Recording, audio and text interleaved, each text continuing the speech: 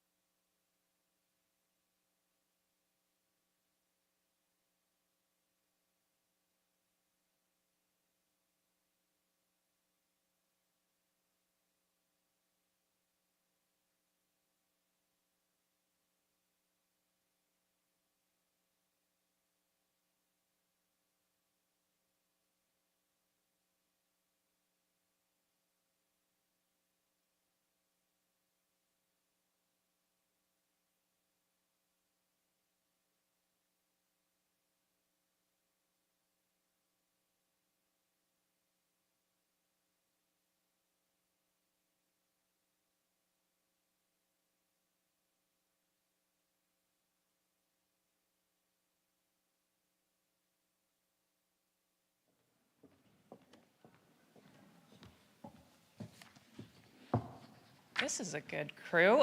Good morning, folks, and welcome to the New World Center.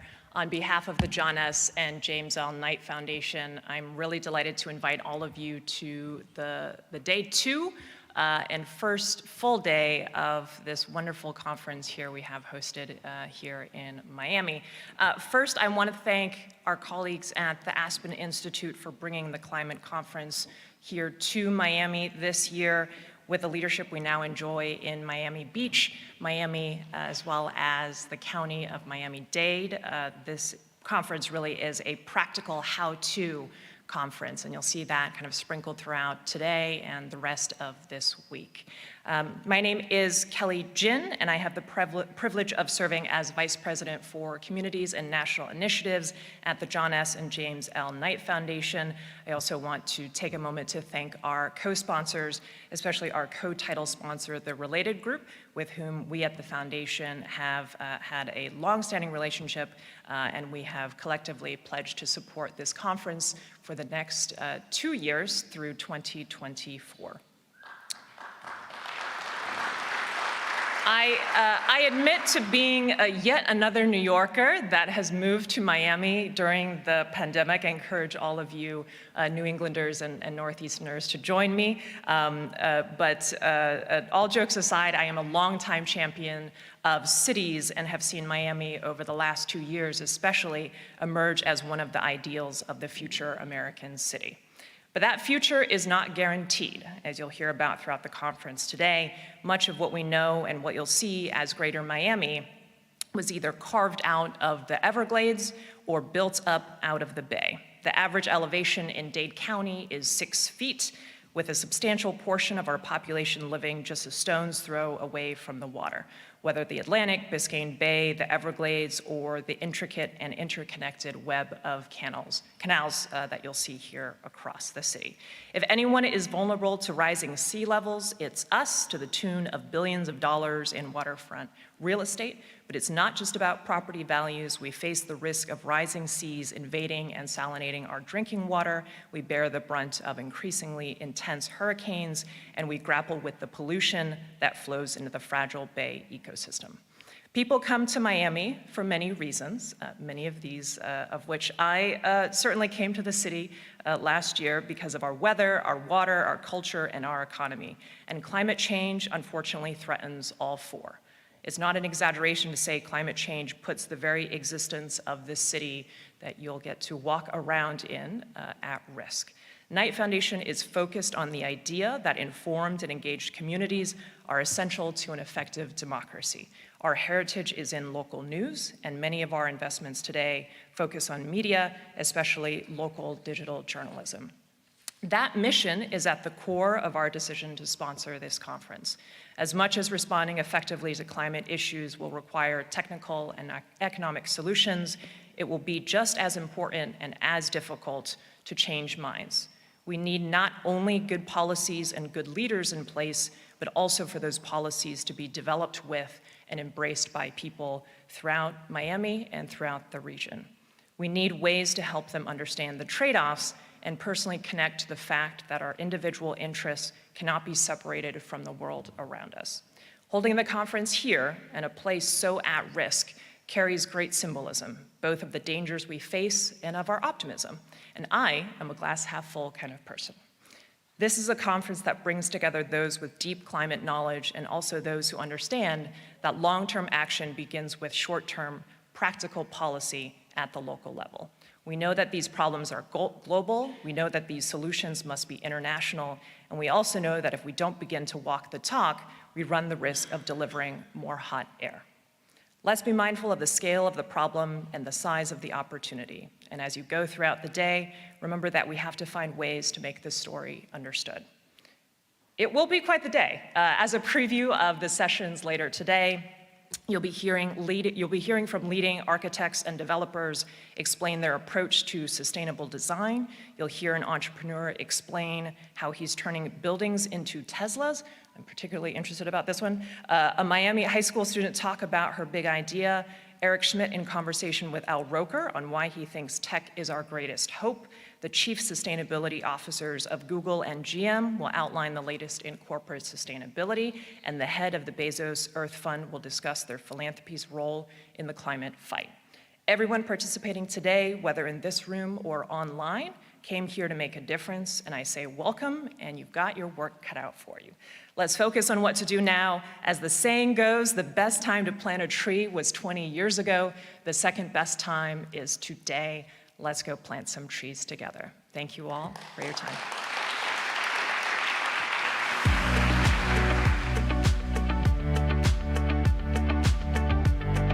And now, Shohei Shigematsu, Craig Robbins, Bjarke Ingels with Oshrat Carmiel.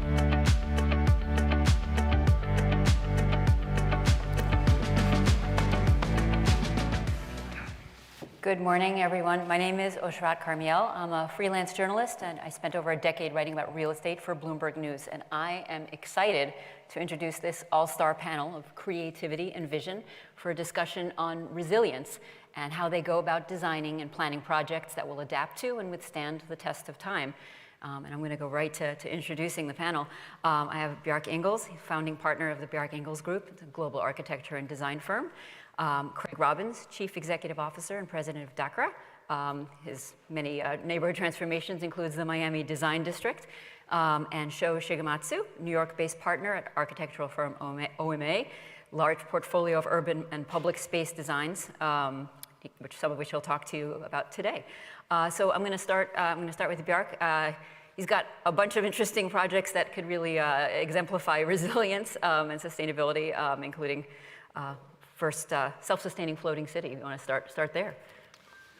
Yeah, thank you. And maybe just, since we are in Miami, resilience is definitely sort of a major subject. And I moved to New York in 2010, and a few years later, maybe you can put on the first slide. Oh, yeah. A few years later, the Hurricane Sandy came and sort of wiped out most of Lower Manhattan. And as a result, we got invited by the Obama sort of Hurricane Sandy Recovery Fund to see if we could actually design the waterfront of Manhattan in such a way that would not only make it resist the next Sandy, but actually make it sort of more accessible and more enjoyable for the people living there. And that became the dry line, sort of this sort of idea of a high line that will keep Manhattan dry and essentially taking the necessity of protecting the city from the water around it as an invitation to actually make the waterfront more enjoyable and more accessible. And then sort of moving on from there, like we got in contact with UN Habitat. And since this is a reality that sort of most major cities in the world are waterfront cities, and they will all be dealing with this. So we're now working on this project in Busan, where we are trying to, we will be building the first 3 floating city blocks, and here you can see what it's gonna look like. So essentially, to try to build the infrastructure for a floating city. To begin with, it's economically viable as an expansion of inner city waterfront areas where you have a limited supply of real estate. But once the technology gets mature, the kind of the renewable infrastructure, the water treatment, the waste treatment, we will almost have this kind of modular floating island that once French Polynesia or the Maldives really start sinking, you can deploy a kind of floating land. And there's this beautiful idea that the coral reefs actually grow with the water levels if you don't build a city on top of them. So you could imagine a scenario where you slowly move the cities off these atoll islands, turn them back into nature reserves, and then the population, the city is basically floating, anchored adjacent to a wildlife reserve. So essentially, like, of course, both projects really dealing with the fact that we should have planted the trees 20 years ago. Thank you very much. We'll get back to it. And Craig, we would want to start with what you're doing in Texas with your first solar residential project. In Austin, along with a partner of mine, Brookfield, we've been collaborating with Tesla Solar. Tesla Solar has been retrofitting a lot of houses, but hasn't really been used for scalable development. And we saw a big opportunity and think that if it's used for scalable development, it'll expand much more. It is a brilliant, incredible technology, and applying the expertise of Brookfield and the expertise of Tesla is really turning it into something that I think will grow a lot. We're at the early stages, but we've done 10 houses. learned a lot and taken that and are applying it to the next 100 right now. Wow. Thank you. And Sho, you know, you have a project that's very local and near and dear to people who live here. Reefline, you want to start with that? Yeah. Are you done? We're going to circle back. We're definitely. Okay. I want to make sure we introduce all the projects, but there's a lot of great detail. We'll get back to. Sorry. We'll try. Okay, so can I have my slides on? Craig, did you want to say something more? Or? No, I could talk about the design district. Let's talk about the design district. Let me just get that, because it's near and dear to Miami as well. Just briefly, our business philosophy is different than most developers. We don't look at Can we have the slide back to? It's okay. Yeah. It's okay. Sorry. We don't really look at the highest and best use for a piece of land. We buy lots of property in an area and think about how we can create a sense of community. And philosophically, what that does is it puts you in a position where you want to make each thing that you're doing make the whole community worth more. And community starts with a little area. It then becomes your city, your state, your country, and ultimately the world. And so in a very local sense, the design district was an abandoned neighborhood, virtually. It was crime-ridden. People didn't believe that you could actually do something off of Miami Beach in the city of Miami. And so in a local sense, just transforming that neighborhood would make a big difference to the community.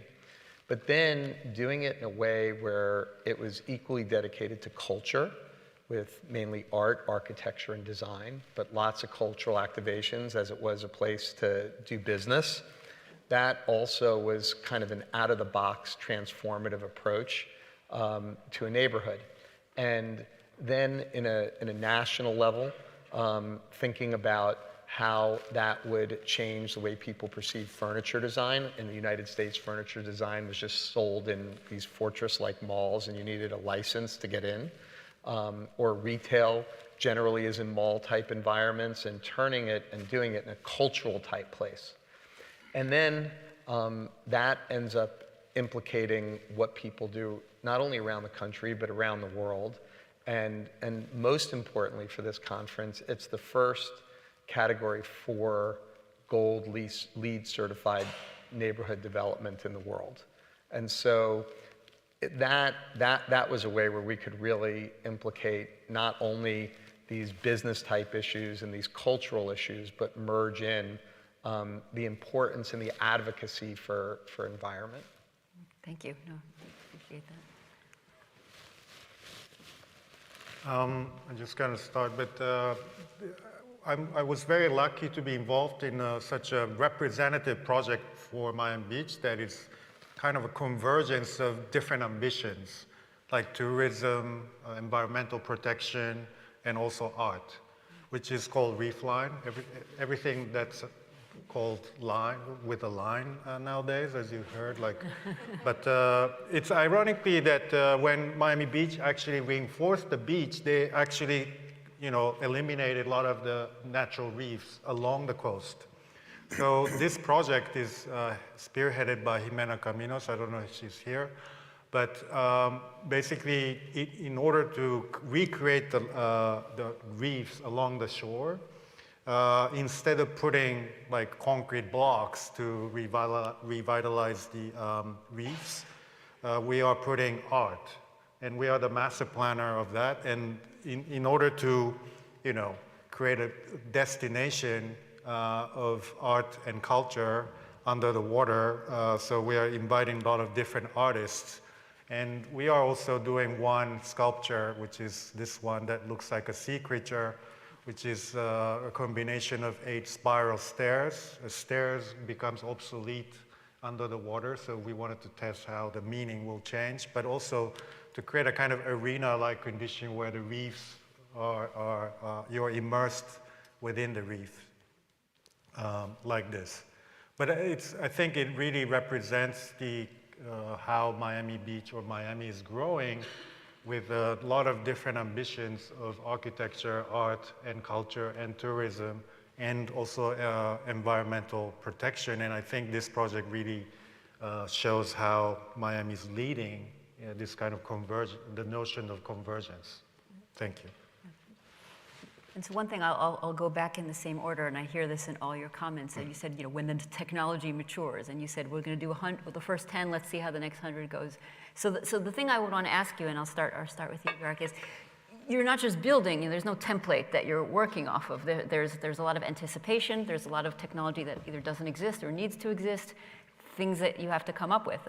So can you talk about some of the challenges of essentially kind of building for the future and really essentially coming up with things that may not exist?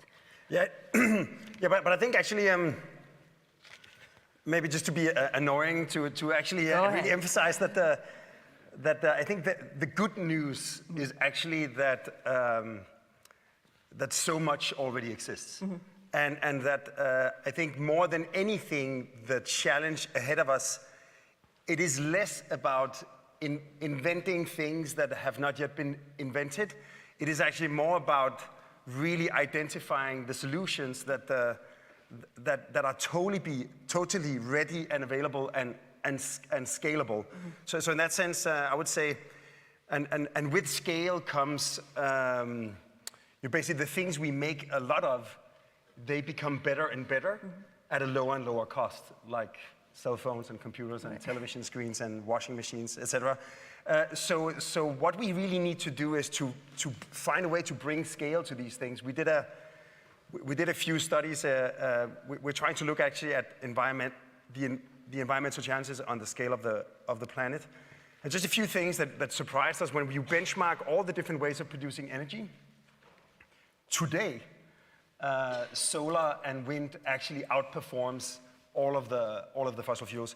And another thing we found is that if Europe would take all of their agricultural waste, so essentially like the straws they leave on the fields, or sometimes we burn them or whatever, if we would take all of that and turn it into biogas, we could basically cut off the pipeline from Russia.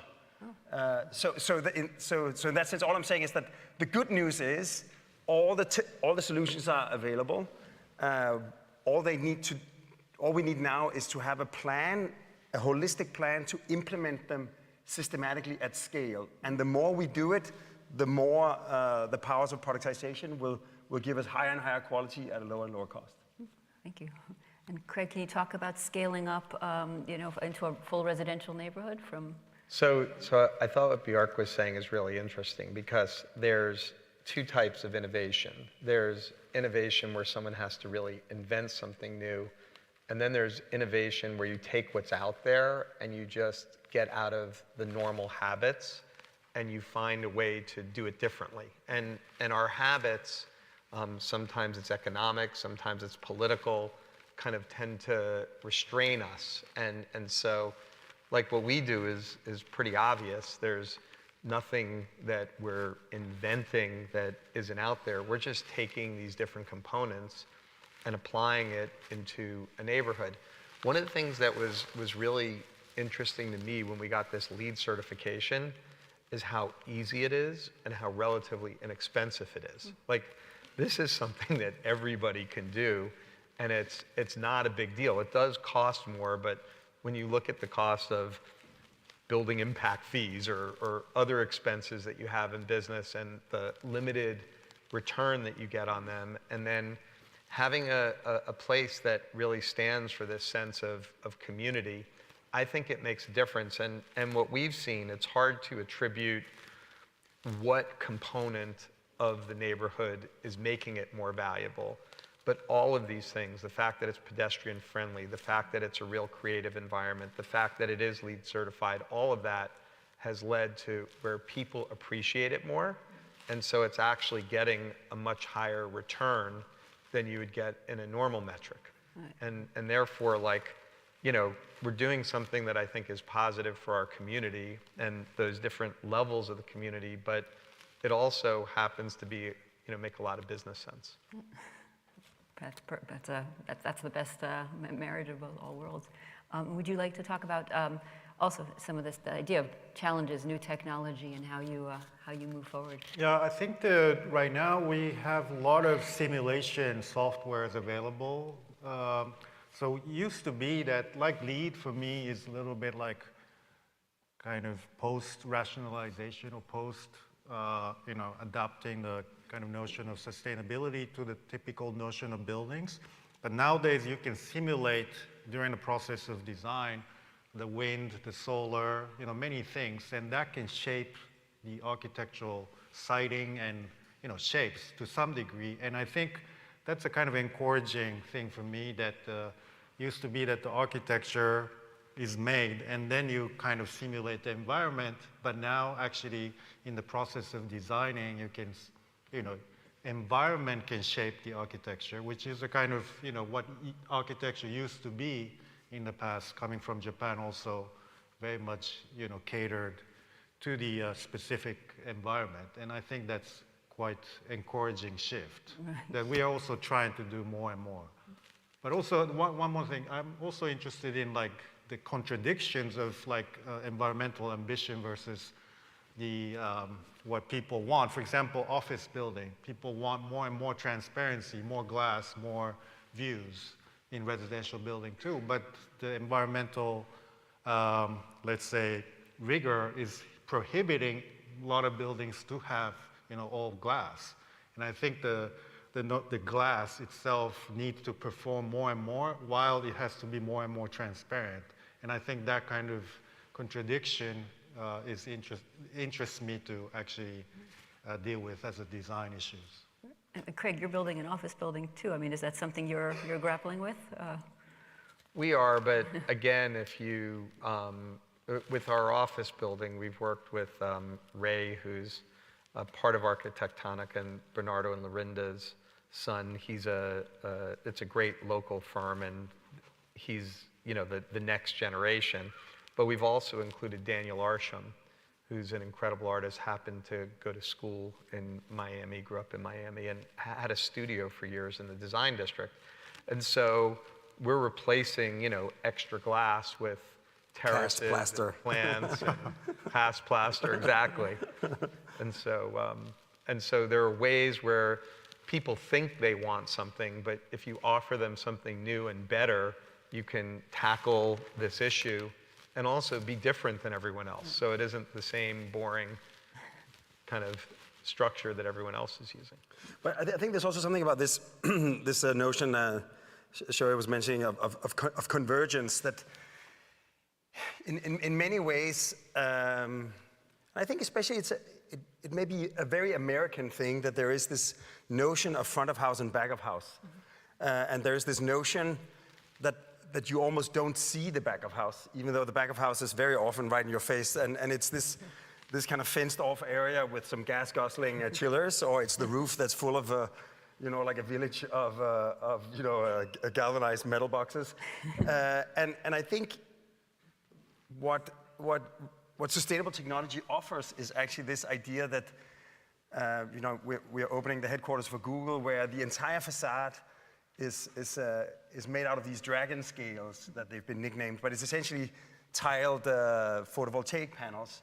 And we're opening what we believe is the most sustainable factory in the world in Norway, where the entire factory is built with locally sourced mass timber, which means that when you go into the factory hall, it's not, a drywall and sort of fire sprayed steel beams. It's basically mass timber walls, mass timber beams. You feel almost like you're going into a museum, but it's because the building is made out of something that can actually, ironically, sustain fire, because the wood fire protects itself. It takes a while to burn through the wood.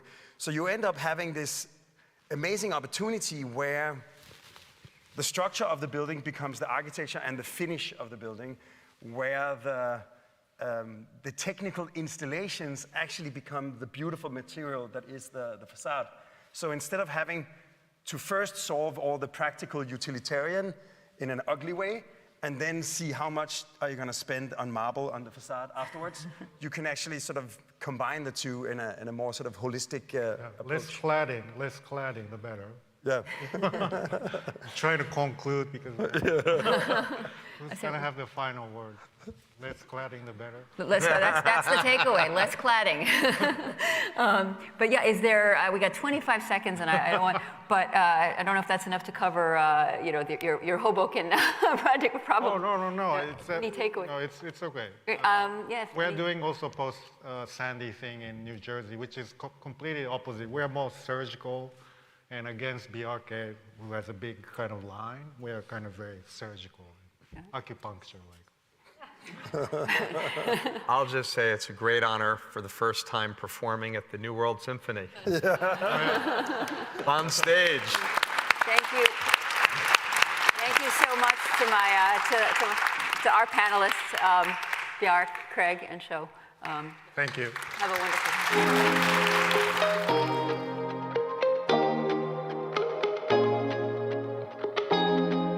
And now, Danelle Baird.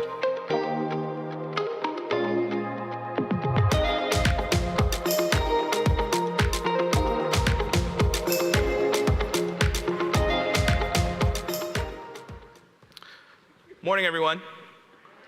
My name is Danelle Baird. I'm the CEO of a tech startup called BlockPower, based in Brooklyn. Excited to be here with you all today. Brooklyn in the house. Wherever we are, Brooklyn is there. So what do I want to talk about today? At BlockPower, we talk about turning buildings into Teslas, which is something that we can do. And we think it's one of the most important things that we can do to mitigate the climate crisis. But we have to do it in a way that's equitable, not because we're like nice people and we're ethical and we're liberals or progressives, but because it's the only path that we have. So we want to talk about turning buildings into Teslas, but doing it in a way that makes buildings and communities smarter, greener, and healthier for all. So my premise that I'll start with is that we won't be able to pass significant climate legislation without leadership and participation from low-income communities and communities of color across America. I think that Senator Manchin has made that clear. What if, for example, we had spent the last 10 years investing in solar manufacturing or green hydrogen R&D in West Virginia? Well, we'd have a climate bill, right? But we didn't do that, so we don't have a climate bill. So support from low-income communities, whether it's urban, rural, white, communities of color, is needed across the country.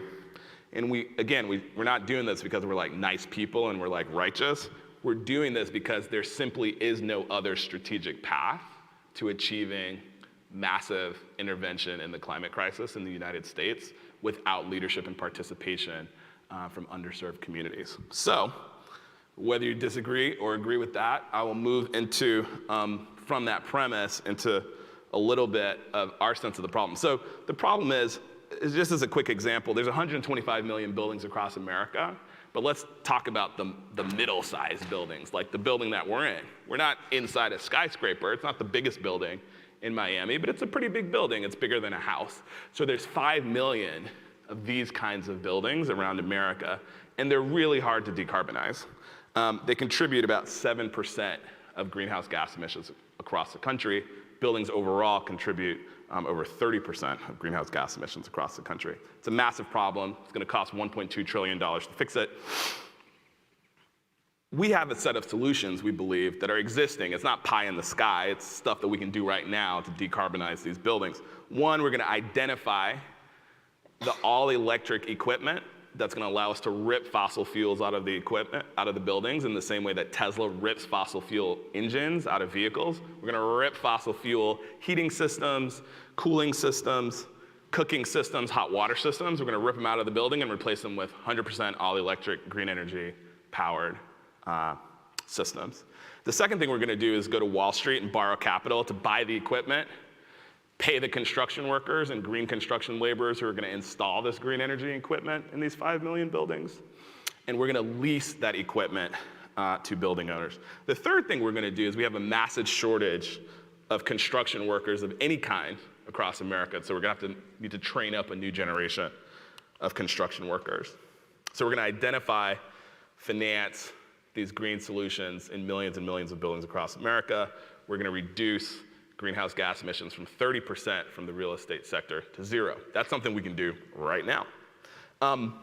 We have a project with the Bezos Earth Fund, which I think is here today.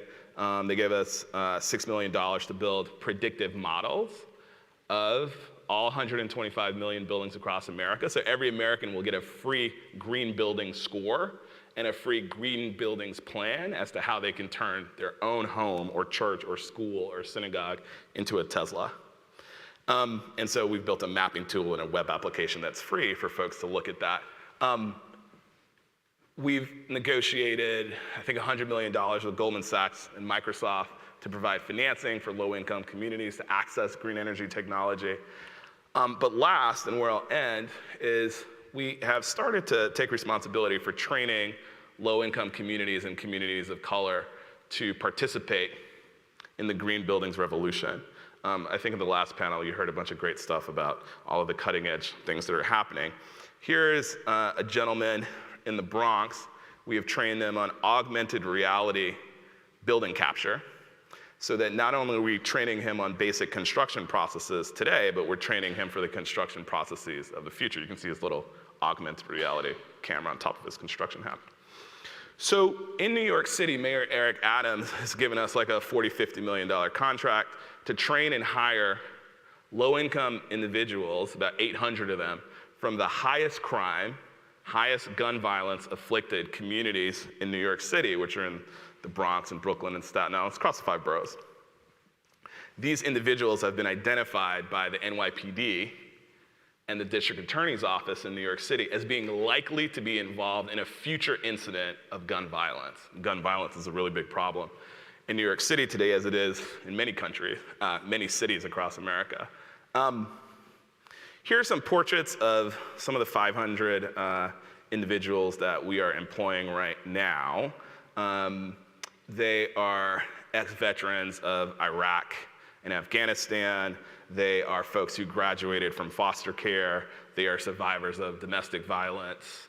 They are people who are returning citizens. I think one of the gentlemen served 17 years and was recently reunited with his family. And our job is to give them a way into the green buildings revolution. We have several workers here, some of whom were incarcerated on Rikers Island, which is the jail in New York City, and we trained them and hired them to install solar panels on Rikers Island in New York City. Here we are decarbonizing a church. We removed fossil fuels from the church and converted to 100% green energy, decarbonized it.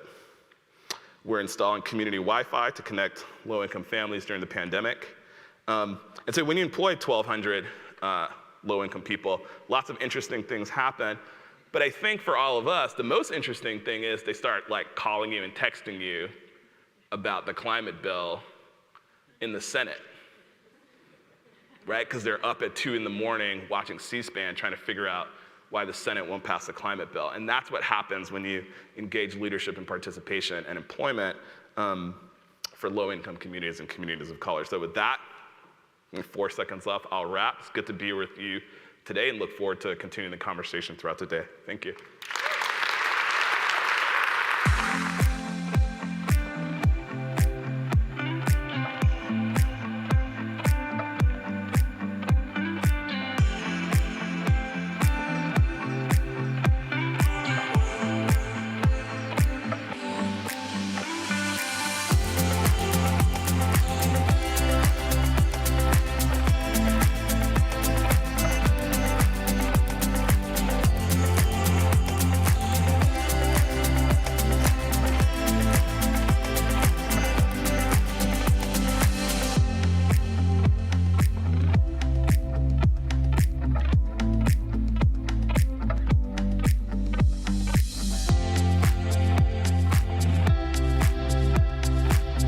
And now, please welcome Al Roker and Eric Schmidt.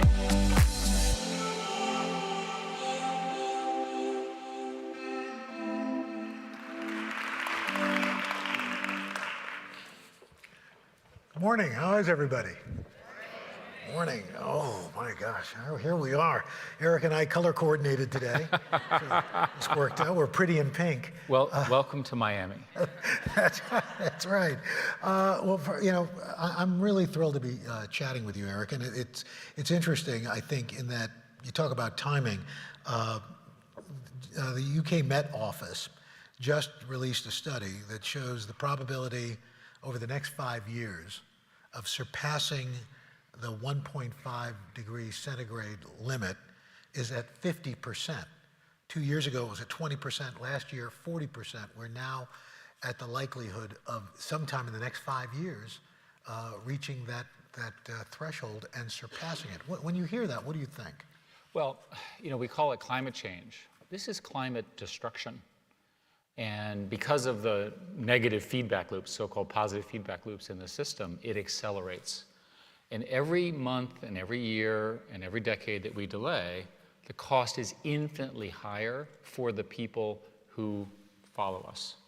And it's a horrific burden to put on your children and your grandchildren, and we should be ashamed of it. We should get this thing fixed. We could do it if we worked really hard on it. You know, we were just chatting, and you brought something up that was interesting, that we have a lot of these tools. We have a lot of these technologies. But what we are lacking is, in a sense, from our government, the will to do it. That if this were a war, we would be fighting this much differently. Look, I mean, in a real war, we would be doing whatever it took to preserve our land, our people, the lives, the housing, and so forth. We're not operating that way. We know roughly how to solve half the problem, which is sort of vehicles and things like that. There are a very large number of very hard problems involving concrete and steel and, you know, the so-called hard problems in energy, which we need to fund significant investment in. And I don't mean to be a downer on a beautiful pink Miami day, but the fact of the matter is I think the math doesn't work today. The assumptions that we are all making, and what everyone here in this audience is doing is important, so please continue everything you're doing. It's not enough. It's not going to get ahead of the demand curve, the carbon loading curve of the world, and in particular of the developing world. We've got to fix that. To that point, you've created the Virtual Earth System Research Institute. You want to improve the climate modeling that's out there. So what is the institute? My wife Wendy started this, and then I've joined her, and she was the progenitor of much of this. We don't understand the hardest problems at the intersection of how these systems work. So a simple example, what's going on between the ice and the ocean with respect to land ice and sea ice, right? That turns out to be a really important scientific problem. The climate models that we have been building, there are 6 or 7 that everybody uses, and they all have formulaic problems that are related to the fact that we can't compute at the level of definition to model it. It's technically, there's not enough computers to compute where all the atoms and the molecules and so forth. So a team at Caltech, which we're funding, built a model where they estimated clouds using machine learning and artificial intelligence. And you go like, why clouds? It turns out that clouds determine a great deal of the outcome. The presence of cloud, the absence of the clouds, where they are and how they move.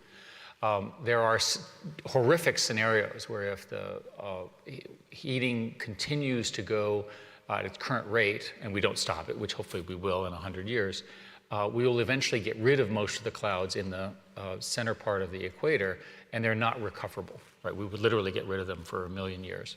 So we have to take this stuff very seriously. What's interesting about Caltech is that they used AI to estimate clouds. The Navier-Stokes equations, which are the ones that we understand govern how clouds work, are too complicated to calculate, so we simulated them. That's the breakthrough. One of the things to understand is that AI and machine learning are going to be the core technologies that will allow us to get through this, through synthetic biology in terms of, say, growing concrete rather than making concrete. We'll understand how to do that at scale, and many other things. The data that you use, is it government? Is it private? Where do you get this? There's lots of data now. The good news is everybody has phones, everybody has computers, everyone has hard drives or solid state drives. That data is now getting aggregated. And the modeling data collection part is pretty good. We just funded a data science center in Berkeley to work on this. And I think that the real step-ups are going to be in algorithms. Literally, AI is at the 10% of where it's going to get.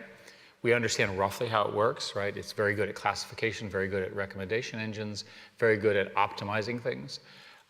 And now these very specialized algorithms will be built by data scientists and computer scientists and mathematicians that will allow us to predict what happens next. Now, the problem, of course, with prediction is that's not enough. You actually have to do something. I used to think, this shows you how naive I was, that if you just talk about something, people would collectively organize to fix it. How naive was I? That's not how America works, not how the world works. I got it. Right, so you have to solve these problems. A good example is that if fusion works, and many people, including myself, believe it will work reasonably soon, which is in the next few decades, AI will be used to model the plasma, right? The plasma that's inside of fusion is at 10 million degrees centigrade, et cetera. And that plasma moves around very quickly. The AI can model it. That's how you contain the plasma to keep it from touching its containment vessel. So what's going to be the metric for you, as far as you're concerned, for this project's success? Well, if you're doing forecasting and modeling, your test is pretty straightforward. You try it, make a prediction, learn from it, try it, and you build something which is a better predictor of everyone else. I think it's very important that we remember what the prize is, and the prize is to decrease the warming of the planet, and in particular, decrease the amount of carbon that's being emitted. So decarbonization is the rage. What is your strategy for decarbonization? And I'm busy, or we are busy, funding a whole bunch of things. Interesting. I was thinking about it. Do you know who the most trusted people are in America? No. It's not the politicians. It's not the tech people. It's the guys. It's the meteorologists. By the way, it's true. Come on. They seem skeptical. And so what happened was we funded, and Wendy is actually the founding board member of it, a group called Climate Central. They started with 12 meteorologists, and they increased it now to 1,000 meteorologists who tell this story. So when you want to change something, you've got to have a theory of action. You have to have a how are you going to do it.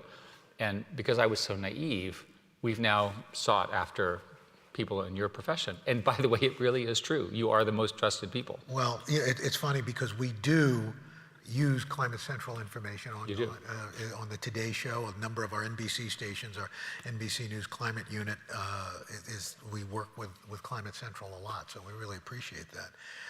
You mentioned biotechnology, and your group, Schmidt Futures, you released a report for our country that you want to move to a bioeconomy, which sounds very esoteric. What is a bioeconomy? So let's talk about a circular economy. People here in the audience are familiar with this concept.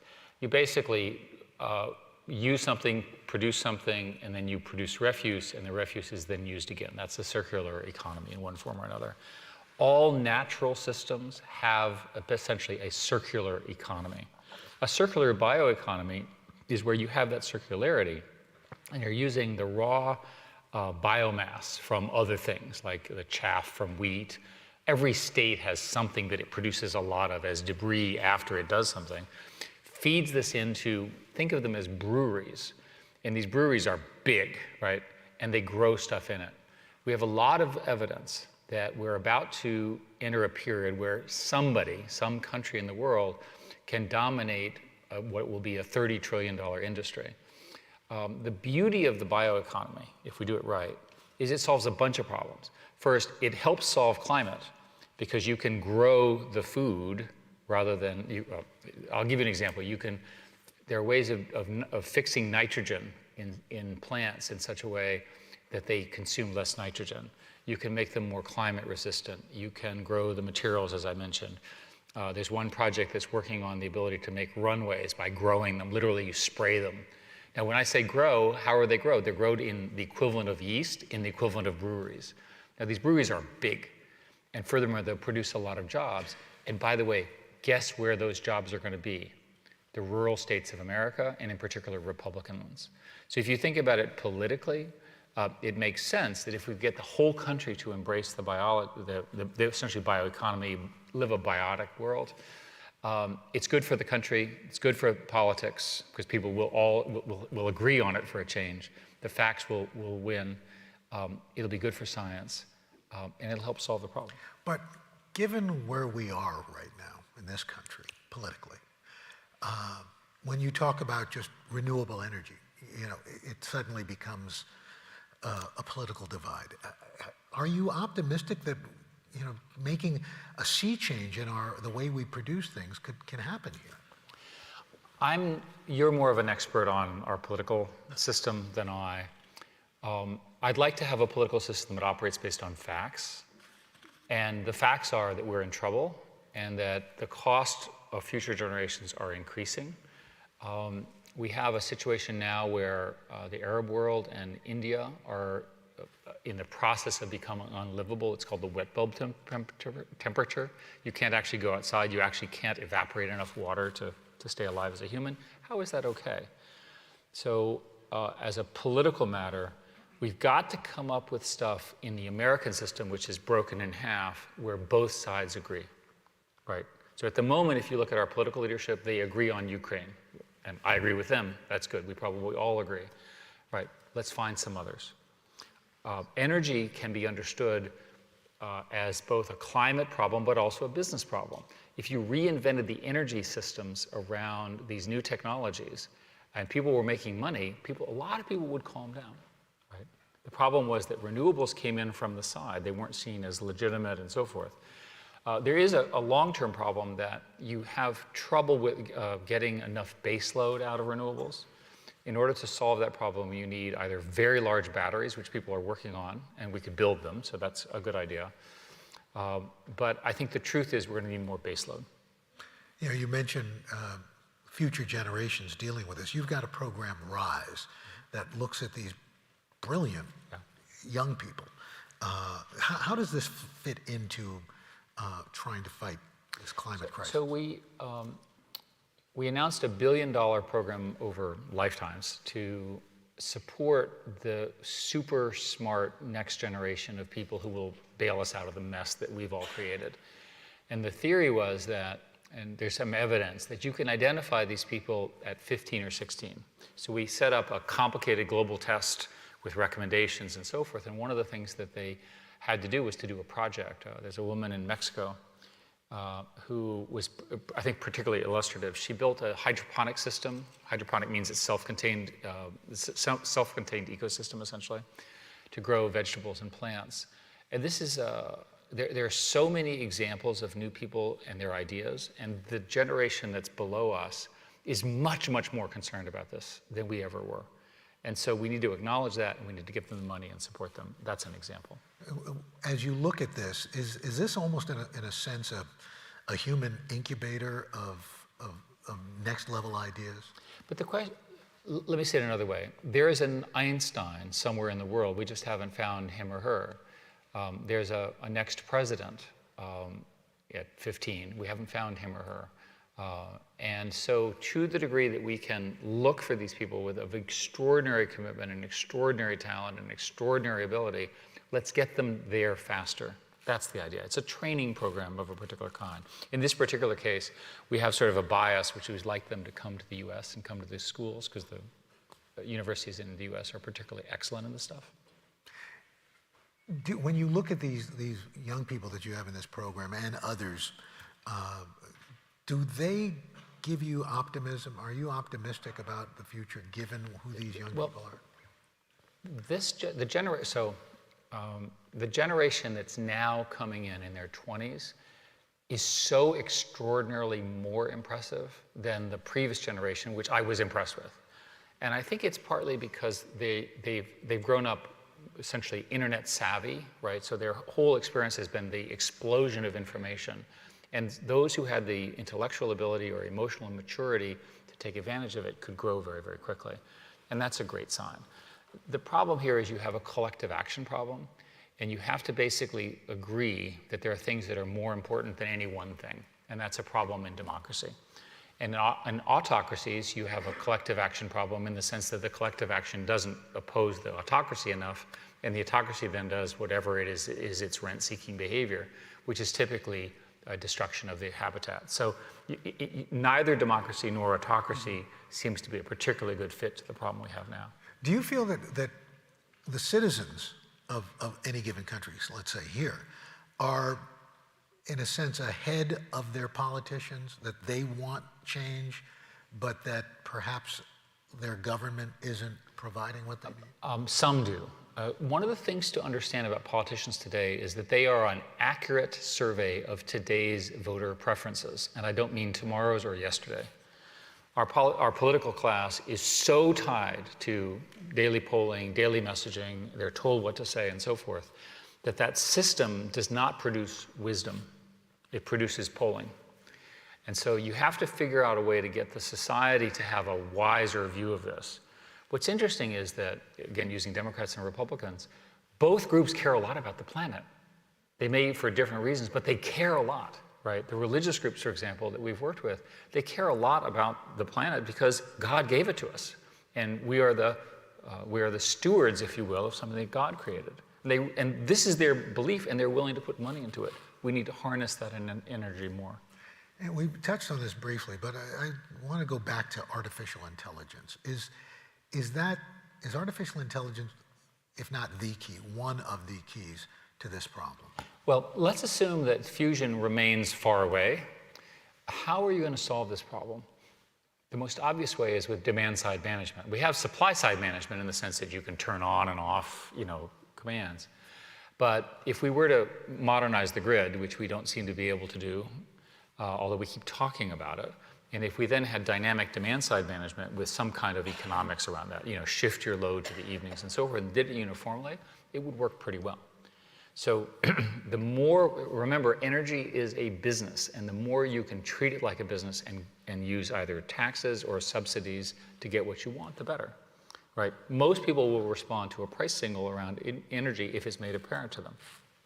We tend to be somewhat forgetful. We go in cycles when energy prices are low, we're not worried about it. And then something happens, and all of a sudden, it's, oh my gosh, what are we going to do? What is it going to take to break that cycle, do you think? Well, the U.S., of course, is the largest manufacturer and exporter of oil and gas now. So we're in this strange position where we're not as affected by the change in dollar prices. And I think you can argue that gas prices are, in that sense, relatively low for the value preserved. But I think the right way to do this is to get the economics so that you have the equivalent of a carbon price or a regulatory cost that essentially causes less carbon going to the atmosphere. If I were able to do this, but no one can do this, not even the President of the United States, if you could magically change everything, you would get rid of all of the subsidies and all of the taxes, and you'd let the market work it with one tax, which is a carbon tax. And you would adjust that carbon tax up over time. And over time meaning over decades. Right? You start at something. And so here's an example. Let's say you have a controversial carbon source, a pipeline or something. You could imagine as a policy that you could approve the pipeline, but add a carbon tax to that pipeline. And that would establish the principle that there is a carbon tax and there is a price, and that would begin the market. That's a sort of a liberal idea. There are plenty of other ways of solving this problem, but the most important thing to do is energy is a business. People are investing, they're investing over the long run. We should be investing in the right kinds of power systems. And as we close, what are you most excited about right now?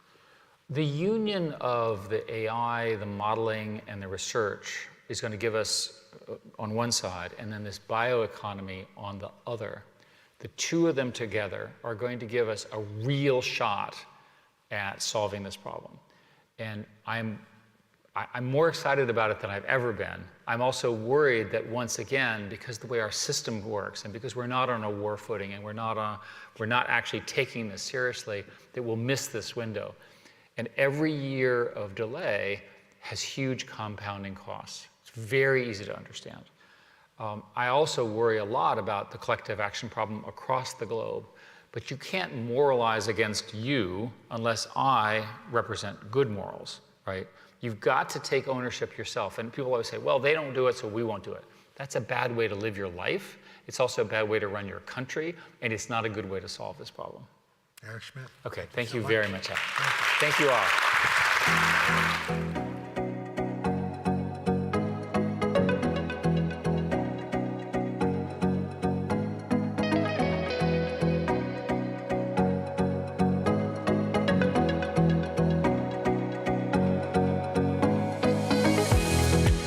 And now, from the National Park Foundation, Will Shafroth and Tracy Ritchie. Thank you. It's great to be here with you all here in Miami. I'm Will Shafroth, President and CEO of the National Park Foundation. For those of you who don't know us yet, the National Park Foundation preserves history and culture, conserves wildlife and public lands. We connect and engage youth and everyone to the wonder and magic of our national parks. Mainly what we do is we help the National Park Service make the parks better and the visitors' experience there even better. Today, we're excited to announce $4.1 million in new investment in conservation service corps in our national parks. Thank you. These are young kids who are going to be working all around the country to support work to improve our parks, including many of them focusing on addressing climate change impacts. You know, what I love about Service Corps projects is they're like a fourfer. You know, you heard about a twofer, but this is a fourfer. Number one, the work that they're doing is incredibly important and impactful in our national parks and things that the Park Service really needs to have done. Second, we're paying these kids a wage. They're learning the value of work. Third, we're giving them valuable job skills and leadership skills. And finally, we're creating the next generation of park champions and stewards of our country. And many of these kids will go on to work in our parks and public lands and for their careers. So it's a great program. This year, this $4.1 million is towards a $5 million commitment. And since 2018, we've invested more than $15 million in 180 service corps all around the country. I'm here joined by Tracy Ritchie, who leads this work. Tracy, tell us more about what's going on. Sure. Thank you so much, Will. So as Will mentioned, the Service Corps is providing these hands-on experiences and skills to cultivate not only the next generation of natural resource professionals, but future park champions and stewards. And along with this, the Service Corps work is providing climate solutions. So from restoring natural habitats and removing invasive species to improving hiking trails and even fighting wildfires themselves. The Service Corps members are helping the National Park Service to protect park landscapes and to make the parks more resilient in the time of a changing climate. So this year, the National Park Foundation is partnering with the National Park Service, but also more than 30 partner organizations that help make this work possible. So we have over 60 projects that we're funding in this next round, and it's hard to talk about all of them in the small time we have allotted today, so I had to pick 3 of my favorite children to talk about for you today. So one of them is managing invasive species and wildfire risks in Grand Teton National Park in Wyoming, but we're also doing work to save Ice Age fossils through erosion mitigation at Waco Mammoth National Monument in Texas. And then we're also bolstering the sustainability of trails at Chattahoochee National River Recreation Area in Georgia to address flooding that exacerbates erosion along the riverside trails. So of course, this work would not be possible without the generous and amazing commitment of our great partners. And I'll have Will tell you more about those partners. A final word here about gratitude, and that is that we wouldn't be able to do this without the support of many donors. The JPP Foundation, Annie and Kevin Parker, Carhartt, Winnebago, Nature Valley, Apple, REI Co-op, American Express, Free People, and right here in Florida, Publix supermarkets.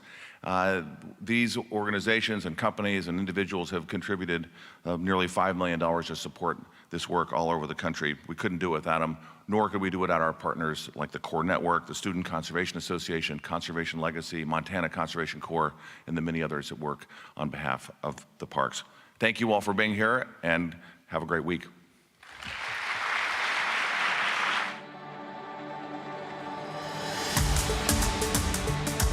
And now, Kate Brandt, Kristen Seaman, and Amy Harder of Cypher.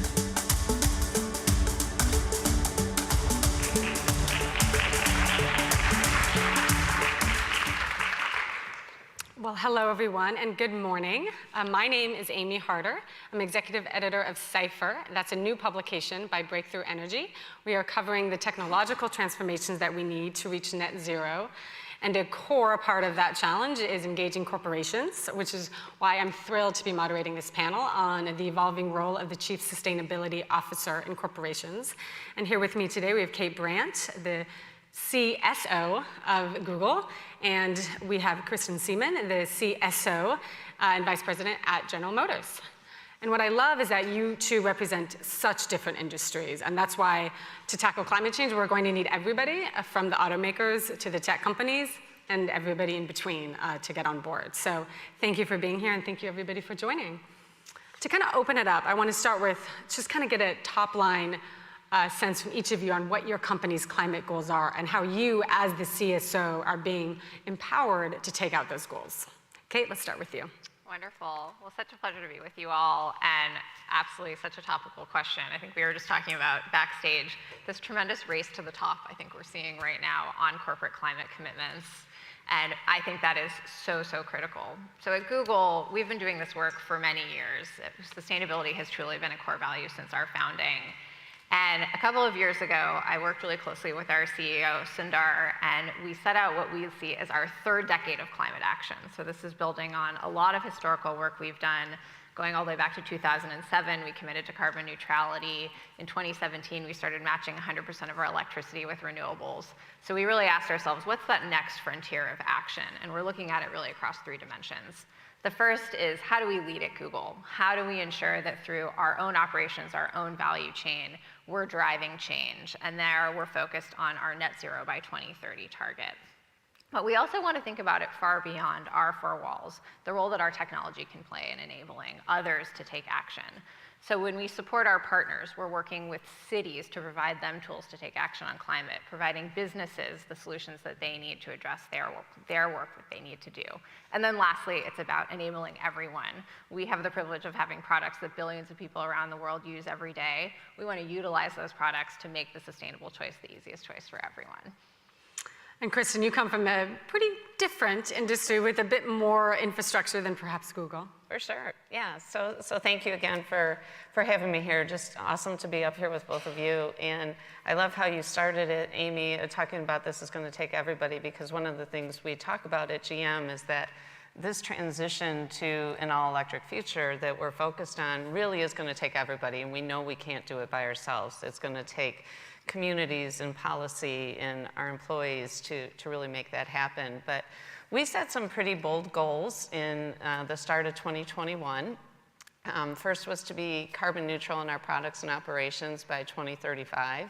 By 2040, and to eliminate tailpipe emissions from all light-duty vehicles by 2035. So we really are on a path to change over our entire business, and it's really exciting to be at the front of that transformation and that acceleration in the industry. And you know, it's like Kate said, that it's bigger than just us and what we do. It's how we do it, and making sure that that transition is an all-inclusive one, and that we bring everybody along with us. And so we're really excited to make that progress. We've got commitments around renewable energy to be 100% sourced renewable by 2025 in the US and by 2035 globally. So it's really looking at it holistically. It's not just about our product, but it's also how we charge the product. So decarbonizing the grid's important to us as well.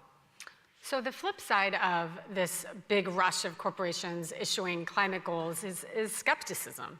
Sometimes warranted, sometimes not. How do you, as CSOs in your companies, and perhaps observations you have just about the corporations in general, what are some of the criticisms that you face, whether it's about greenwashing or just generally speaking, the role of corporations in addressing climate change? How do you address that criticism? Yeah, I would say it's good that people are asking questions. I think that's really important. There are a lot of big goals out there, which we like, but now I think we're really moving into a phase of it needs to turn towards implementation, and that's really critical. So I think transparency is critical, right? We want to see consistent disclosures. We want companies to be reporting on their progress. And then equally, we need to be partnering together. I think we all have set these really large, bold goals, and it's going to be through partnership. It's going to be coming together around how do we do this across companies, across industries, whether that's clean energy. We've had great success through the Clean Energy Buyers Alliance, coming together with 300 companies to say, hey, collectively, we want to get to 60 gigawatts of new clean energy on the grid by 2025. Or just a recent announcement we were able to be a part of with a new commitment around Frontier. This is a group of companies that came together to commit to carbon removal innovation through an advanced market commitment. So I think it's, we need the big commitments, but then we need to see the disclosure on progress, and then we need to be coming together to actually drive action. And that's where I think we're going to succeed. I love it. I mean, again, I think it's, as we're sitting here, even it just resonates how much we're aligned on what we're trying to solve. And the Clean Energy Buyers Alliance is actually being hosted at GM, I think next week. Right, I knew that. Exactly. So it's exciting to hear everybody talk about the same things. But I really do think, like you said, Kate, it is transparency and it's showing progress. And I say I'm at a time in my career where I couldn't ask for anything more. Our corporate goals, our cultural goals, our business goals, and our sustainability goals are really all aligned. They're all one. So there's no arguing or debating over what we're focused on. We're focused on that all-electric future and showing it with a portfolio that matches that. And so I think that transparency and that commitment for companies to continue to show the progress and to work together is really what's going to make the difference. Kate, I want to go back to what you mentioned about Frontier. Maybe not sure how much the audience is aware of that, but you kind of skimmed over it, but it's potentially significant. It is. And it's not a typical position for corporations to take. So can you tell me, why did Google decide to join it? And does it reflect that there's something wrong with the status quo, with the way that capitalism exists in our society? Not to ask too big of a question on a Tuesday morning. But I mean, is that reflecting, like, actually the way we're doing things isn't going to work? We need to do it differently. Mm-hmm. Yeah, so for those of you who may not have seen this, a few weeks ago, we joined several other companies, Stripe, Shopify, Meta, and McKinsey, in this joint initiative called Frontier, which is a $925 million, so nearly $1 billion advanced market commitment. And so this is a tool where you basically say to the industry, if you build it, we will buy it. In fact, we were just talking backstage about advanced biofuels. There's other places where similar work and similar conversations are happening. And this has worked really successfully in the vaccine industry. We've seen these advanced market commitments really drive and accelerate innovation. And that's basically what we're trying to do here. We're trying to accelerate over a decade of innovation in carbon removals, both in the nature-based area as well as in the technology-based area. So this could be anything from kelp sinking to direct air capture. It's technology agnostic, but what we're really focused on is how do we use this major market signal to drive more action more quickly. And although advanced market commitments haven't been used in the space of carbon removals, we've seen similar work of corporates sending these demand signals. We were just talking about the Clean Energy Buyers Alliance. Having that number of companies come forward and say, we're putting a stake in the ground, we want to get to this gigawatt target or this 100% renewable energy goal, that's driven so much action. It's really brought renewables down that curve, brought down price, enabled innovation. So that's really what we want to see in the removal space as well. Not to take anything away from the critical work of reducing emissions, but as we know from the IPCC report, we have to be doing both. It's not either or. So for this next question for Kristen, I actually want to throw it out to the audience really quickly. So raise your hand if you drive an electric car, fully electric. Raise your hand if you drive a car that has a gasoline engine of any kind. So even in this pretty well-selected group of people who care about climate change, internal combustion engines still win the day, although it looks to be a bit more even than in the traditional population. But that gives you a sense, Kristen, for your goal. So now, I think, as you said, GM has a goal of delivering only all-electric vehicles by 2035. Correct. What's the biggest hurdle achieving that goal?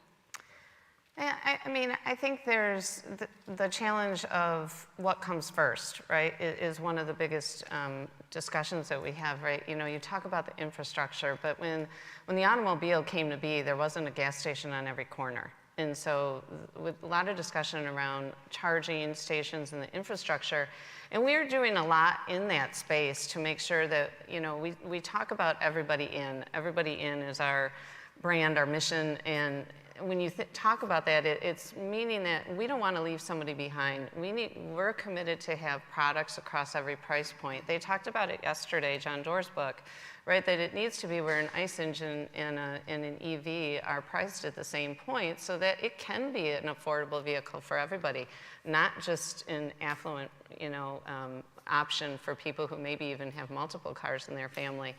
And so GM's committed to have products across every price point, across every segment.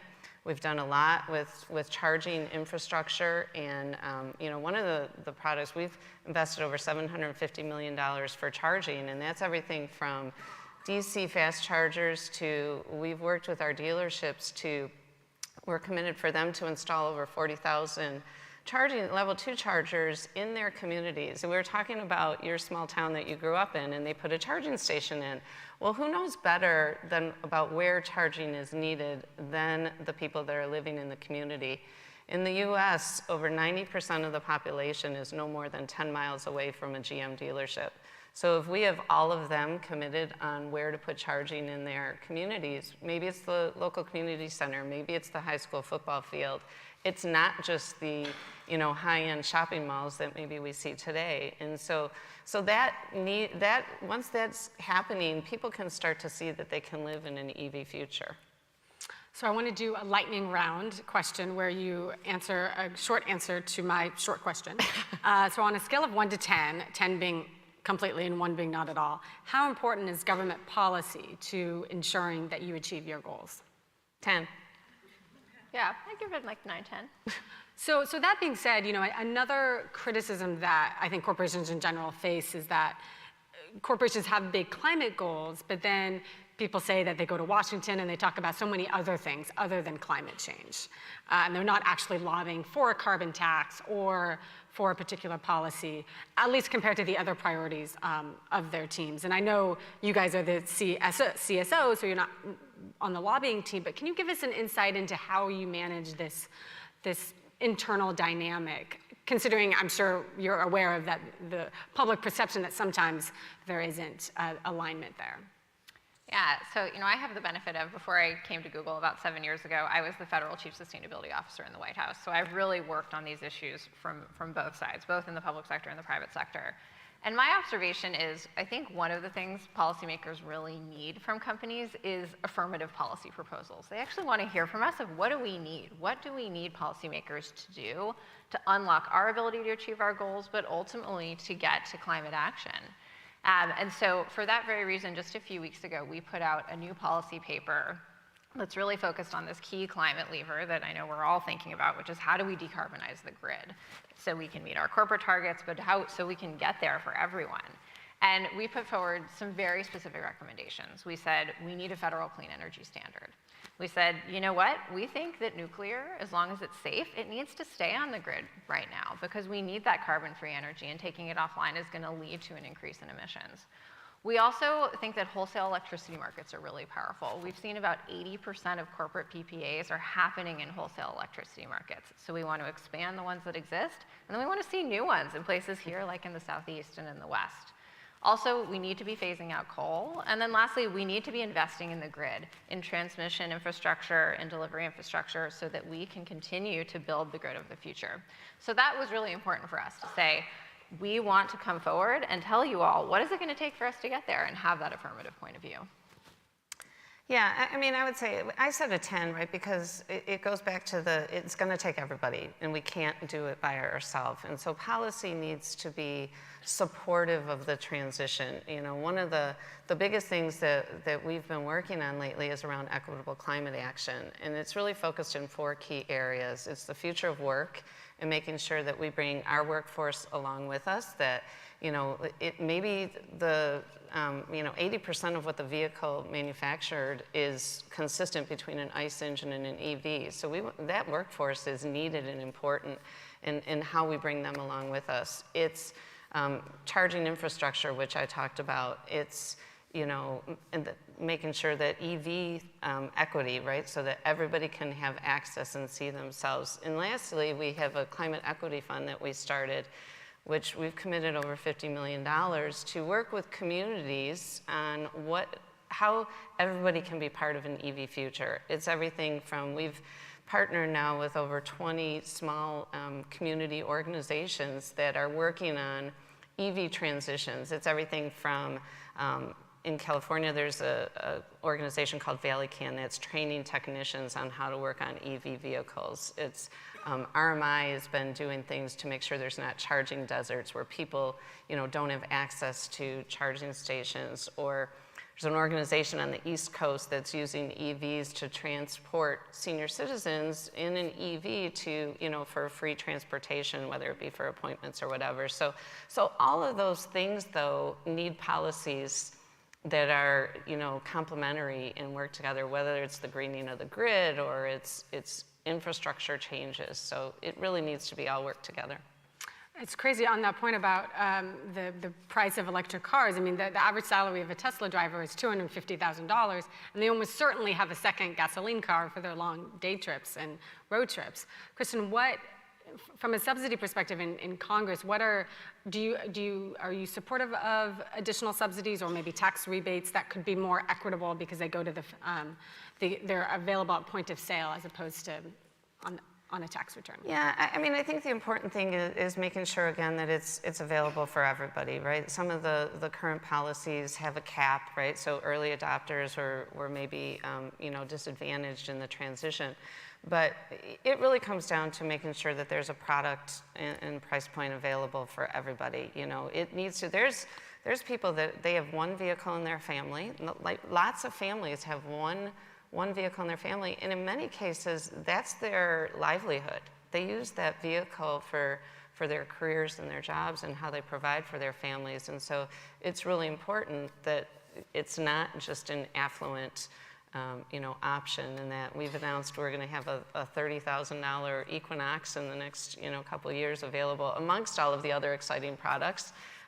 But that's important to us, is that it's something available across all product segments and price points. So, okay, so Google had been the top buyer of clean energy for a while, but more recently, on a total numbers basis, and correct me if I'm wrong, some other tech companies have surpassed it, but Bloomberg tells me, Bloomberg New Energy Finance says that that's because Google is now focusing on 24/7, which one could argue is actually more important. Can you talk about why you made that change? Yeah, so speaking of the race to the top, I think this is tremendous. We've been at this for a long time. We signed our first corporate PPA back in 2010 for a wind project in Iowa. So we've been doing this for a long time. We hit our 100% renewable energy target in 2017 and have met that every year since. We have about 6 gigawatts currently on contract, so very large portfolio. But you're absolutely right. We have been not only continuing to meet that 100% commitment, but really thinking about how do we get to this real moonshot target that we've set out there for ourselves, which is 24/7 carbon-free energy by 2030, which is ultimately a key way we're going to get to our net zero goal. And so what this means is we don't just want to, on an annual basis, be procuring as much renewable energy as we're consuming, somewhere in the world. We actually want to be getting those carbon-free electrons on the grids where we're operating our offices, where we're operating our data centers, and it's matched every hour of every day.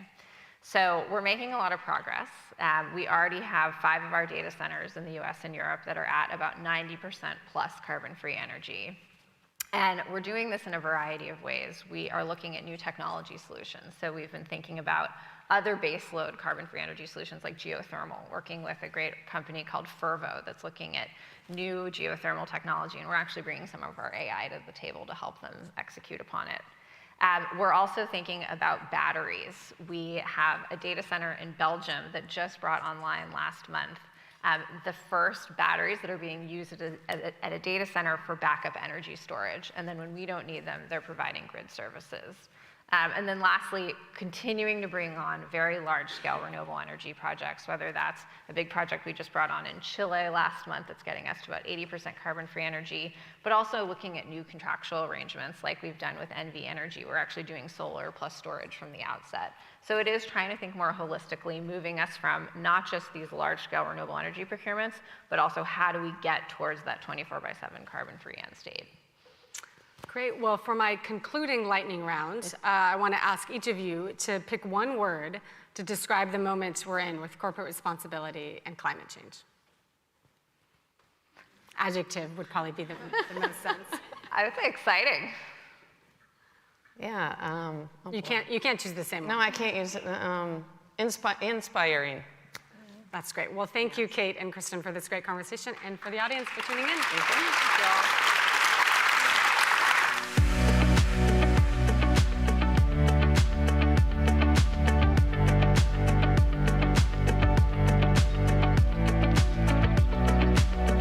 And now please welcome Miami student Gianna Hutton.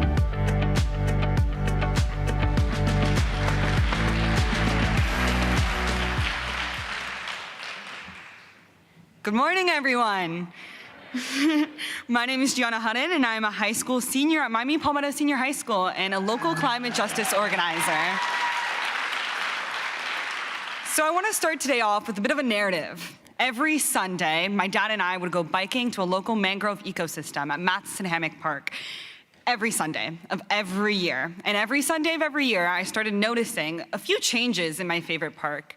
It started flooding more and more intensely every year, and it got more and more insufferable because of the heat. And I didn't really know what this meant until after 10 years of schooling, I decided to take an optional AP course around only 2% of my school takes, AP Environmental Science. And that was the first time I was exposed to climate literacy in all of my schooling, in any curriculum. And this really immobilized me in fear for a little bit. I was really scared and I didn't know what to do. And that was until I saw youth representation active in my community, acting in climate change. And I actually asked my science teacher what I can do to make a change in the climate movement. And that catalyzed me into organizing and climate advocacy. And so when my science teacher approached me about the Aspen Challenge, a program of the Aspen Institute where 19 schools across the district would be challenged in 8 weeks to come up with an actionable solution for one of various social issues, I was really motivated to make a difference with my team. And so our team really resonated with the challenge of improving climate literacy in our community and finding a way to reduce a major emitter of greenhouse gases, and we chose food-related greenhouse gas emissions. And so what did we do? Well, we developed a twofold plan to address this. We had an educational component and an actionable component. So for education, we hosted peer-to-peer presentations, mentoring students in science communication to teach other students about climate change, showing them by example what they can do. And then we also had a youth-led podcast where students would hear from literal experts in the community already acting in the climate movement across various perspectives, be it architecture, art, or science. To get students involved, physically involved in the climate movement, we had 2 programs, Meatless Mondays, offering students plant-based meal options on Mondays, and composting, reducing our food, the related emissions with sending food to landfills. And what were our results? Well, we had 15,000 views on our Meatless Mondays digital content, our cookbook, and we had over 200 physical distributions of recipes students can conduct so that they're not only accessing these Meatless Mondays opportunities at homes, but also not only in their schools, but also at homes. And it was also, this program was not only adopted at my school, but in the 3rd largest school district, effective of fall 2021. So all students in Miami-Dade County Public Schools had the opportunity to eat meatless on Mondays. We also gave peer-to-peer science communication lectures to over 400 students, and 41% said their climate literacy understanding improved, and 38% wanted to become involved. We distributed over 300 resources for students to compost, and we implemented that program at our school. And what does this really show us? It shows us that youth are powerful. We put these solutions into action in just 8 weeks. And so our voices This is our voices. These are our futures. This is our home. And really, I want to urge everyone to harness the power of youth. At the end of the day, this is our voices, but it's elected leaders and corporate leaders' decisions to listen to us. And I want to say a big thank you to the Aspen Challenge for embracing youth as the powerhouses they are and illustrating through collaboration and passion, crisis can turn into community-based solutions with just a start of a conversation. Thank you all.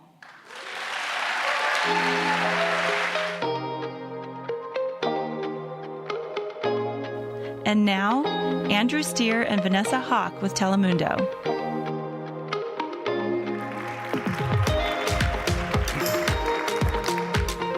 Good morning, muy buenos días para todos. How are you? It's great to be here with you, Mr. Steer. It is great to be here with you, Vanessa, and what you're doing in Telemundo is absolutely inspiring. Vanessa's now leading some remarkable work on the environment at Telemundo, and hundreds of millions of people are hearing it. So thank you. No, thank How you. great it is to be here. Thank you very much.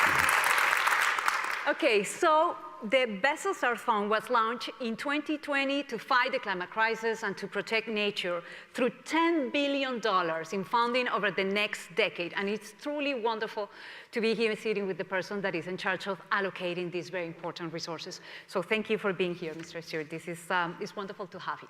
Thank you very much. So the first question that I wanted to ask you, and I know that Mr. Roker already talked about this, but this is so important. Yesterday, the UK Meteorological Office projected that our planet is going to reach an average yearly temperature of 1.5 degrees. This is over the next 5 years, by 2026. How do we make sure that we implement the changes that are needed at a faster pace? Well, look, as Eric Schmidt said half an hour ago, he said, we talk about climate change, but when you hear information like that, we should be talking about climate catastrophe. And this is one of the most successful business people in the world, and they recognize it. We need to act differently. I think we now know that we can't simply make incremental change. It's nice to have a success here and a success there. We need something much more systemic. We need system-wide change. That's a big challenge because there are so many changes that need to take place. How do you allocate $10 billion? I know this is a big challenge also for you. How do you decide which projects are you going to support? Well, when Jeff Bezos decided to allocate $10 billion, as you say, Vanessa, he didn't want to set up a foundation that's going to last for 100 years. Rather, this is the decisive decade, and we need to get it right. So it's to be spent down this decade. And the way we look at things is that, back to the subject of system change, there are about 50 major transformations that need to happen this decade, as many as that. So getting rid of the internal combustion engine, halving food loss and waste, reducing agricultural emissions by 50% this decade. Add them all together, there's about 50 of them. Some of these are doing okay, not many. Some of them don't need any help from us. What we do is we look at all of them and we ask, where are they in the journey? How many are close to the kind of positive tipping point that we need? And how can we, as a philanthropy that's able to act quickly and boldly, how can we inject the right funds, the right kind of coalition building, the right kind of influence at the right time to remove barriers? And so it could be, for example, that we need to do fundamental research in some areas. It could be that we need to do political lobbying.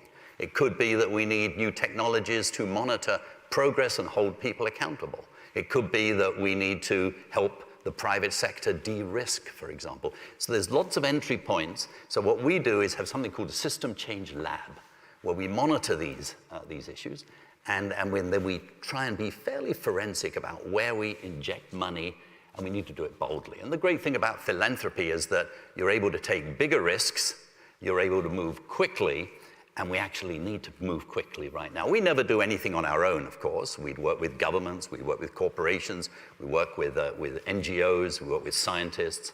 We identify the very best partners we can find. What is the role of technology in this transformation? Well, technology is essential. A lot of the technology is here today. Earlier today, we heard about sort of two types of technological change. There's technology that needs to be brought on that we don't know it exists yet. fundamental research. But there's other technology that actually involves bringing together the different parts that already exist in a new way. So for example, at the Bezos Earth Fund, we've allocated $60 million in a remote sensing system through the World Resources Institute and other organizations that will be able to monitor every single week, everywhere on the world's surface, down to 10 meters by 10 meters, see not only trees that are falling, see trees that are growing, see crops changing, and using artificial intelligence and drone technology, which helps them to figure out how much carbon is actually embedded in all of those changes. So for the first time ever, 3 years from today, we'll be able to know what's called the carbon flux for every single acre in the world. You'll be able to sense what is going up and what is coming down. And so the implications are huge in terms of knowing what is happening, and also, for example, in encouraging a carbon market. We'll be able to do it almost by remote. It'd be incredible. That's an example of a new technology, or putting together the pieces of existing technology in a way that is user-friendly to governments, to NGOs, to citizens groups, to indigenous people, to corporations, and so on. So that's one example. That is wonderful because it brings accountability. And I think it would be wonderful to fight deforestation, like in the Amazon jungle, to have that resource. What are some of the most innovative projects that you are supporting here in the States? Well, I'll give you one example.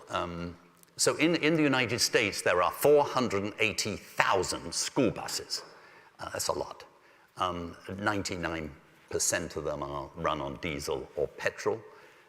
As you know, in this country, education is financed at the county level. So if you come from a poor county, you have old diesel buses that are not well maintained, and the average poor child that goes to school on a school bus breathes air that is worse than breathing air in the worst polluted areas in New Delhi, for example.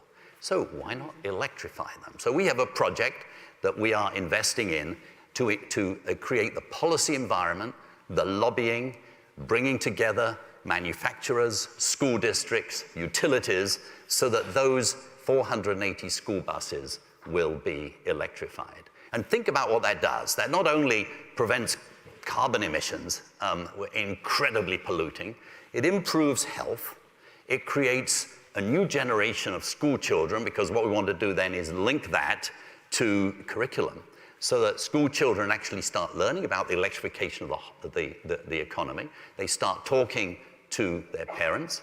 And by the way, as of today, 96% of all the buses in the world that are electric are produced in China. So wouldn't it be great also if the United States had an industry here producing electric buses, creating all kinds of good jobs? And finally, what about all those school buses that sit empty during the summer? Isn't that a terrible waste? Well, no, actually, they become giant storage batteries, so that if you electrified all 480,000, you would not need dozens of power plants that are today required for peak load, so to speak. So even on that, you know, you start thinking about, my goodness me, there is a system change going on here. And you start realizing, wow, we could do things differently. And just as we now have for automobiles sort of really rapid progress that's accelerating year by year, for buses, we haven't got that. For heavy vehicles, we haven't got that. So we want to be part of that revolution. That would be just one example. What an amazing impact. I love that project. We know that it is always more effective to really work with local communities, to give them a seat at the table and having them being part of the decision-making process. How do you work? How do you make sure that these communities are actually leading the work that is needed? Well, it is inspiring to see what's happening at the local level. And one of the sad things in this country and everywhere is that most financing for environment and climate change has gone into the relatively larger, often white-run organizations. President Biden, when he came into office, he introduced a policy called Justice 40. 40% of all federal money is to go to areas that are disadvantaged, areas of color, black, brown, indigenous, and disadvantaged areas. But here's the thing, even in this wonderful country of America, it's actually not that easy to channel money down to the local level. It's very complicated. Why? Because decisions are made all the way down. And unless you have strong groups at the local level fighting for that money, building capacity to use that money. So what we've done is put $300 million through climate justice groups in this country, led overwhelmingly by Black, Brown, and Indigenous people. And what they're doing is, at the local level, they are, if you like, nudging that money. They're building capacity for local communities to implement projects. It could be, as we heard today so terrifically from Block Power, it could be relating to, retrofitting buildings or solar panels or all kinds of things. But you need citizen power to pull that money in. So we regard that $300 million as incredibly well invested, because it's building capacity at the local level, but then it's also going to leverage a lot of this very large federal resources that then can start, for the first time in history, actually going to where they're needed, right on the front lines. That is so important, and I know one of the 5 pillars of the organization of the Bezos Earth Fund is precisely environmental justice. What do you think is the role of philanthropy to fight the climate crisis? Well, as I mentioned before, I think philanthropy is one important player. I mean, one thing we've learned in this business is there are no silver bullets, no individual institution, no single project. It's a jigsaw puzzle. And philanthropy can play an important role in helping to put the pieces of the jigsaw puzzle together. Certainly not more important than governments, not more important than the corporate sectors, not more important than NGOs, but it can act quickly and boldly. It can take risks that others can't. I've worked for the World Bank, for example, and I was Director General at the British Foreign Aid Organization. Very well spent money, but has to be done cautiously, has to be, it takes time. Yes. And right here and now, we need to move boldly. And so in a way, that's what philanthropy can do. And it's truly sort of inspiring, actually, how, particularly in this country, but increasingly elsewhere too, high net worth individuals are putting serious resources into play right now, and that's encouraging. Mr. Steer, we were talking backstage about the thought that we have and that economists have been telling us for the past couple of decades, that the measure of success is economic growth. But thinking about a planet with finite resources that the one that we have, is that a way to continue living? Can we continue living this way? Thinking about economic growth as a measure of happiness and well-being. Well, I know that you visited Bhutan, where they threw out the idea of gross domestic product and they had gross domestic happiness. Those economists that created GDP in the national accounts, they actually didn't intend it to be a measure of human well-being.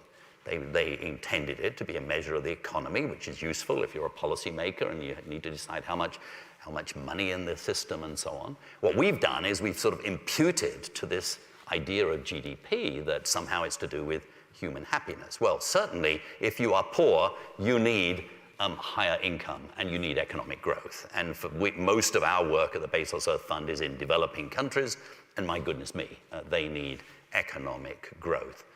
But of course, there is so much more to life than that. As Robert Kennedy, when he was running for president, he gave his inaugural address and he said, GDP is the most important measure of human happiness, unless you care about the beauty of nature, unless you care about the smile on a child's face, unless you care about music and art, unless you care about a walk in the woods. In other words, he listed all the things that actually really do make life worth living. So we of course, we need to rethink how we measure progress. That's not to say that we can't continue to enjoy growing a growing economy, but the economy must weigh less. There must be less throughput. We have to halve greenhouse gas emissions this decade. That will require the biggest transformation in history. And the great thing about it is that it actually can lead to a better economy. I mean, I for my sins of a PhD in economics. When I was studying economics, everybody would have said, my goodness me, it would be nice to address climate change, but it's going to be so expensive. There are trade-offs. That is the economics of the last century. The economics of today, the best economists in the world, are actually showing that smart, bold action on climate change will lead to greater economic efficiency, it will drive new technology, it will lower risks, and it will reshape expectations for the future. And those four things combined will actually lead to more investment, but different investment, a lighter investment, better jobs, but different jobs, greener places, all of which need to be included in our measures of progress. And I think that's what we all want, really. I mean, to create a society that is fair, that is inclusive, that is sustainable, that is healthy for our children, for the future generations. It's been wonderful to talk to you, Mr. Steer, and good luck with allocating those $10 billion in the best places. Thank you so much, Vanessa. Real pleasure. Thank you.